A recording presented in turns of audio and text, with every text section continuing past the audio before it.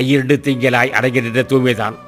கையிரண்டும் காடிரண்டும் கண்கிருக்கின்ற பாய்க்கு மெய்த்திரண்டு சத்தமாய் விடைகிறச கந்தமும் தூய காயமானதும் சொல்லு கூட தூவினார். இந்த சாதாரண உடம்பு நினச்சிடாதா, இது சாதாரண உடம்பு இல்லை, பிறவிப்படி ஓடிக்கக்கூடிய மருந்து உடம்பு இது.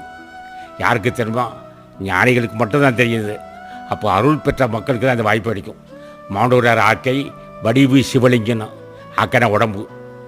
சிறு திருமணம் சொல்லுவார், மாண்டூரார் ஆக்கை வடிவு சிவலிங்கம், மாண்டூரார் ஆக்கை வடிவு சிதம்பரம், மாண்டூரார் ஆக்கை வடிவு சதாசிவம், மாண்டூரார் ஆக்கை வடிவு திருக்கூத்தனார். அப்போ யாருக்கடான்னு கேட்டான், எவன் உடம்பை பற்றி அறிந்தானோ, எவன் பக்தியை பற்றி அறிந்தானோ, எவன் தர்மத்தை பற்றி உணர்ந்தானோ, யார் பிறருக்கு இடையூசியாக நினைக்காதற்கான அவனுக்கு மட்டும் தான். அப்போ இந்த உடம்பு சிவமாகவும் தலைவனாகவும் இருக்குன்னா, ஆக ஒவ்வொரு மனிதனுக்கும் வாய்ப்பு இருக்குது.